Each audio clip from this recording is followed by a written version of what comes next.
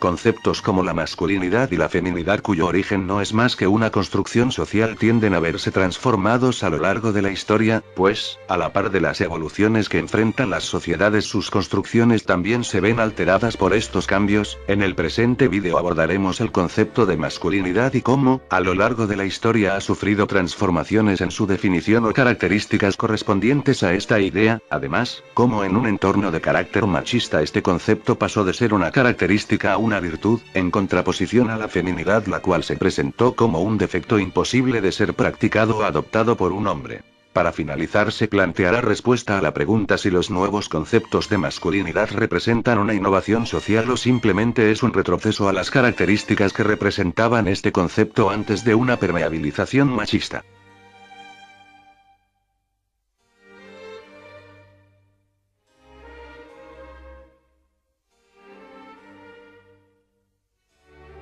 A pesar de que se suelen tratar como sinónimos, estos dos conceptos no están ligados totalmente. Se puede entender el sexo como la conformación de características biológicas con la que cuentan animales y vegetales para distinguirles entre macho y hembra, esto para fines principalmente reproductivos. Hardy define el género como una categoría dinámica, construida socialmente, que tiene como base las diferencias sexuales biológicas. A partir de estas diferencias se determinan los papeles sociales de hombres y mujeres. El género es construido en un cuerpo que tiene un sexo definido y al que se le atribuyen características psicológicas, sociales y económicas, lo que resulta en acciones y comportamientos específicos, que casi siempre se traducen en relaciones de poder unilaterales. Dominación masculina vs. sumisión femenina. Debemos entender que el género, al ser un constructo social y no un concepto natural respaldado biológicamente, es susceptible de cambios en las características que lo definen, puesto que, al depender de su entorno para existir como concepto, la mutación de este entorno repercute en la mutación del concepto en sí.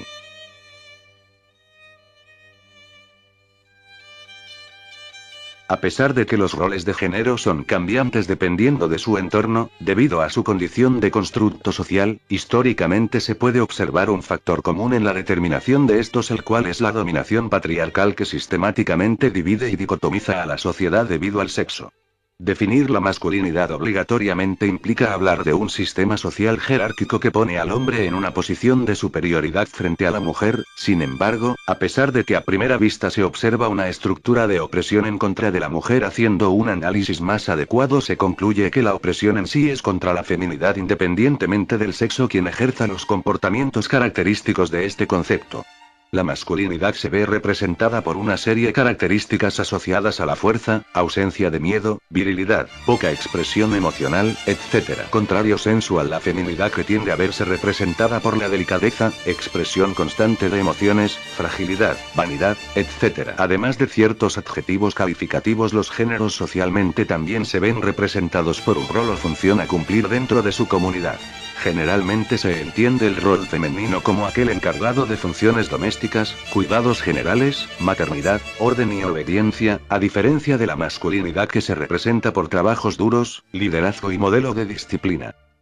En un primer aspecto se podría especular que estas en características existe una clara presencia de una relación jerárquica donde el lado dominante se ve representado por la masculinidad y el lado dominado por la feminidad. Sin embargo, la problemática radica en el hecho de que, como se vio anteriormente, los roles de género se asignan al sexo que supuestamente corresponde, por lo cual intrínsecamente se entiende que la posición de dominador se asigna naturalmente al hombre y de dominada a la mujer. Pero no solo adjetivos, comportamientos y actividades definen estos conceptos, sino, además, el propio impulso comercial y publicitario empezaron a encasillar productos, colores y actividades en cada género. Esto se puede evidenciar en el hecho de que a día de hoy se identifique lo masculino y femenino por medio de colores, siendo los más clásicos el azul para la masculinidad y el rosado para la feminidad. Sin embargo, esto no fue siempre así. De hecho, es una idea muy reciente, pues no fue hasta los años 80 que se estableció totalmente esta idea mundialmente, concordando con la expansión comercial de la mano de la globalización, y aplicando esta imagen a toda la sociedad. Lo mismo con las prácticas y productos que consumían los individuos. Deportes para hacer a los niños masculinos y juguetes de orden como cocinitas para hacer a las niñas femeninas. para hacer un análisis más profundo de cómo la sociedad en conjunto de las comunidades que la habitan y sus entornos económicos construyen el género en una persona, es menester revisar los procesos que viven los individuos desde siquiera su concepción hasta una edad de desarrollo mental maduro.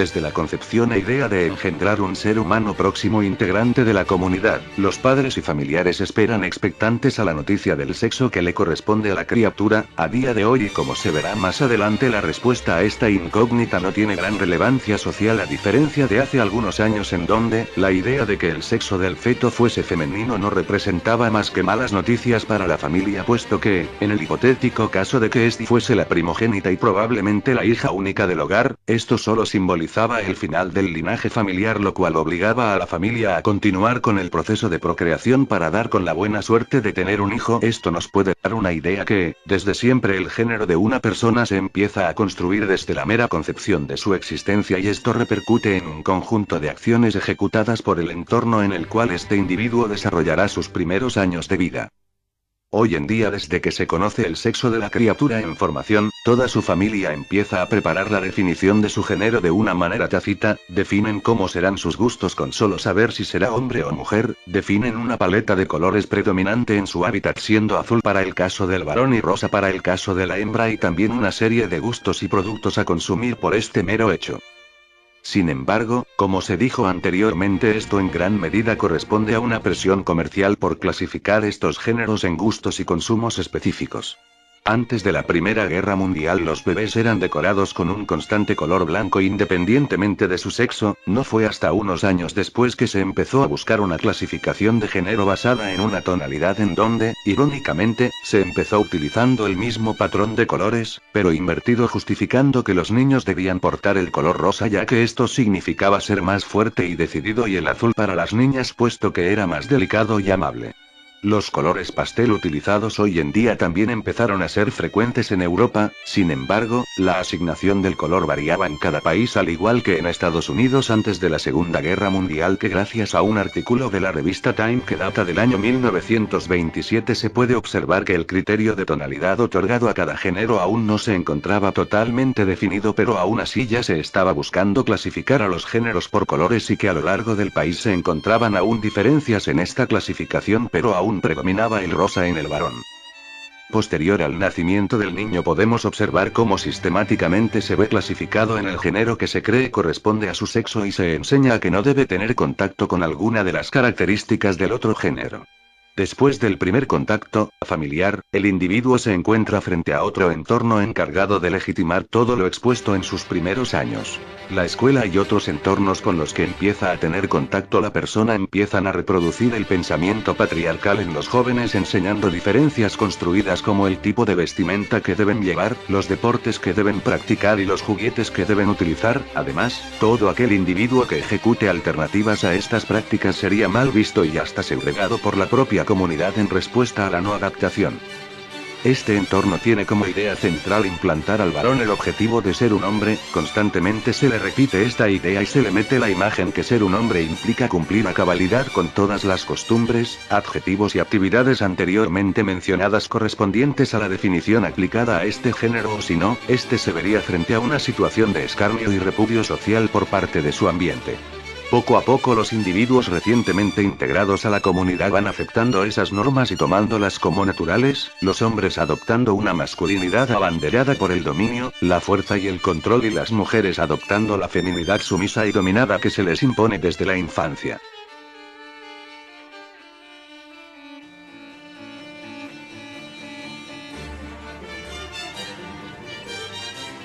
El principal método de control utilizado por los seres humanos a lo largo de la historia ha sido la fuerza. El poder que este método constituye se puede representar de muchas formas, como por ejemplo por medios físicos o psicológicos. La dominación machista ha contado con el uso de prácticamente todos los medios de control posibles. Sin embargo, el que será expuesto en el presente acápite hará referencia al uso de las normas como método de perpetuación jerárquica. A pesar del proceso liberal que han sufrido los estados en los últimos siglos, se puede decir que las leyes las siguen haciendo quienes poseen el poder, y esto conlleva a varias repercusiones, como lo es en este caso el histórico acaparamiento de poder por parte de la masculinidad y los hombres que la representan. Los principales vestigios del uso de las leyes como método de dominación patriarcal lo podemos ver en los aspectos religiosos, en donde la mayoría de religiones practicadas en el mundo tienen una clara connotación machista. Ejemplo de esto sería la Biblia, texto que contiene las ideas y conceptos fundamentales para el judeo-cristianismo, de donde se deriva el catolicismo, principal credo practicado en Colombia, libro el cual expone una serie de normas que pone al hombre en posición de superioridad encima de la mujer constantemente a lo largo de su Antiguo y Nuevo Testamento. Claro ejemplo de esto lo encontramos en los versículos: y vieres entre los cautivos a alguna mujer hermosa, y la codiciares, y la tomares para ti por mujer, la meterás en tu casa. Y ella rapará su cabeza, y cortará sus uñas, y se quitará el vestido de su cautiverio, y se quedará en tu casa. Y llorará a su padre y a su madre un mes entero. Y después podrás llegarte a ella, y tú serás su marido, y ella será tu mujer. Deuteronomio 21, 11, 14. No codiciarás la casa de tu prójimo, no codiciarás la mujer de tu prójimo, ni su siervo, ni su criada, ni su buey, ni su asno, ni cosa alguna de tu prójimo. Éxodo 20, 17. La mujer aprenda en silencio, con toda sujeción. Porque no permito a la mujer enseñar, ni ejercer dominio sobre el hombre, sino a estar en silencio. 1 Ra.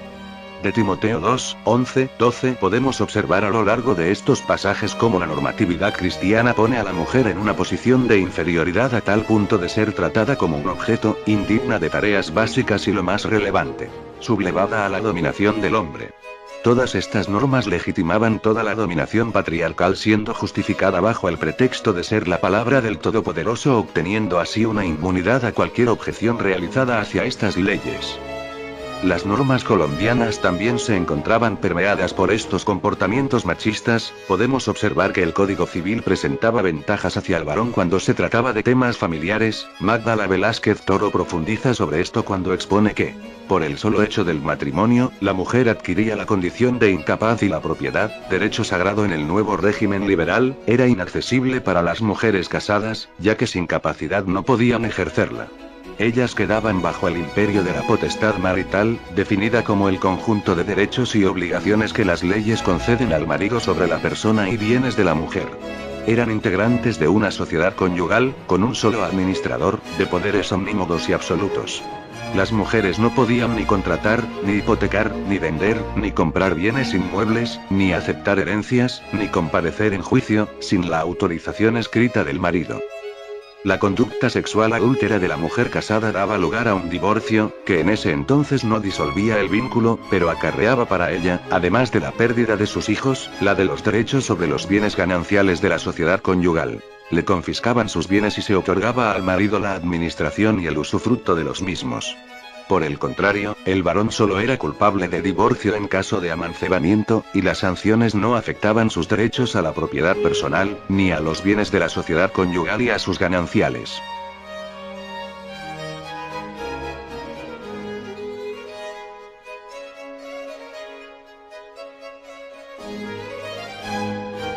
El final del siglo XX y lo que llega del siglo XXI se ha podido observar un nuevo cambio en el concepto de masculinidad y feminidad, en donde se empiezan a romper los esquemas que imponían la no práctica ni ejecución de ninguna de las actividades que representaban el género opuesto. Se podría decir que la masculinidad va hacia un nuevo camino cuando empieza a dejar a un lado las ideas cerradas de tareas correspondientes exclusivamente a los hombres y dando paso a que mujeres ejecuten y participen en estas. Es obvio que se debería hablar de los cambios en la masculinidad debido a su protagonismo en la historia de la dominación patriarcal. Sin embargo, como se vio anteriormente, hablar de masculinidad conlleva a hablar de feminidad. Hacer foco exclusivamente en la masculinidad por su precedente en la posición de dominante significaría perpetuar su dominancia. Las nuevas masculinidades, como se le denomina a la práctica por parte del hombre en actividades que habían sido asignadas a la mujer o a la determinación de no ejecutar las actividades predispuestas para estos, no es más que la manifestación de una revolución social que se viven en las últimas décadas que rompen el esquema de roles de género. Entender que tanto las nuevas masculinidades como feminidades van encaminadas a una emancipación del clásico sistema que oprimía tanto a las mujeres por su condición de sexo como a los hombres al imponer una serie de conductas a seguir sin objeción alguna es entender que estos conceptos siguen manteniendo ciertos rasgos que se les adjuntaron al momento de ejercer su constitución social. Sin embargo, se espera romper con la cadena jerárquica al aceptar que ambos sexos pueden adoptar características de ambos géneros sin repercusión alguna.